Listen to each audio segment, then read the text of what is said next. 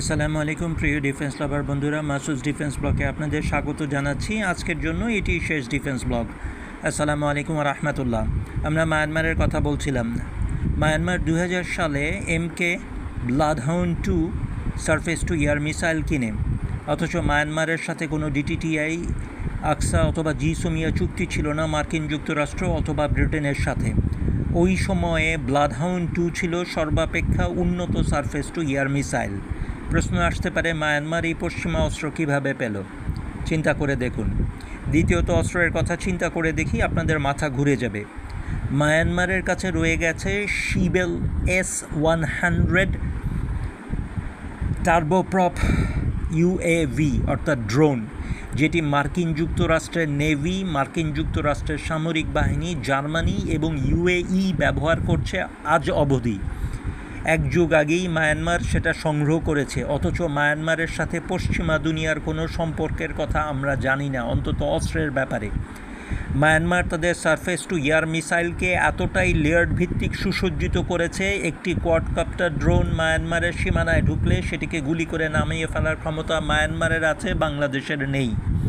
Myanmar navy বাংলাদেশের থেকে এগিয়ে গেছে, আগেই বলেছি। BVR মিসাইল ওদের কাছে আছে। মায়ানমারের কাছে ব্যালিস্টিক মিসাইল আছে। মায়ানমারের কাছে আকাশ থেকে সমুদ্রে অথবা আকাশ থেকে ভূমিতে নিক্ষেপযোগ্য ক্রুজ মিসাইল আছে।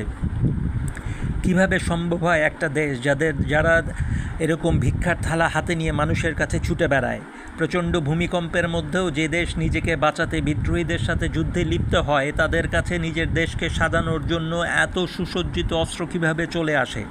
কারণ হচ্ছে দেশের প্রতি ভালোবাসা, দেশপ্রেম। একবেলা ভাত খেয়ে হলেও তারা নিজের দেশকে বাঁচানোর জন্য আপ্রাণ চেষ্টা করে যাচ্ছে। শুধু চেষ্টাই করে যাচ্ছে না, এমন অফেন্সিভ পোস্টার ধারণ করেছে যেটাকে অতিক্রম করতে বাংলাদেশের হয়তো আরও 10 বছর লেগে যেতে পারে, যদি না আমরা মার্কিন অথবা ওয়েস্টার্ন সাহায্য না পাই। এবং বার্মা সম্পূর্ণরূপে চীন এবং রাশিয়ার অস্ত্রের উপর নির্ভরশীল হওয়াতে চীন এবং রাশিয়াও তাদেরকে সর্বশ্রেষ্ঠ অস্ত্রগুলি দিয়ে যাচ্ছে। এমত অবস্থায় আমাদের চিন্তা করা দরকার যে আমরা এতগুলি বছর, মুক্তিযুদ্ধ হয়ে গেছে 1971 সালে, এর পরবর্তী 54 বছর আমরা কি করেছি? আমরা কথায় কথায় গর্ব করি $470 বিলিয়ন GDP, কিন্তু এটাকে রক্ষা করার জন্য সামান্য অস্ত্র কি আমাদের আছে? আমাদের চিন্তা করা দরকার।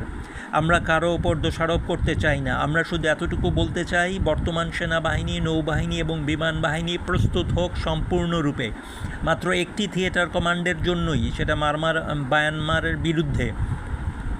সবাইকে সালাম। আসসালামু আলাইকুম রহমতুল্লাহ।